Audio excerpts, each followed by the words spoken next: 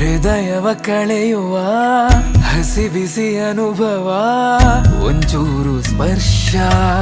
ಒಂಚೂರು ಹೂಹೆ, ಒಂಚೂರು ಗಂಧ, ಒಂಚೂರೆ ಮಾಯೆ, ಮುದ್ದಾಗಿ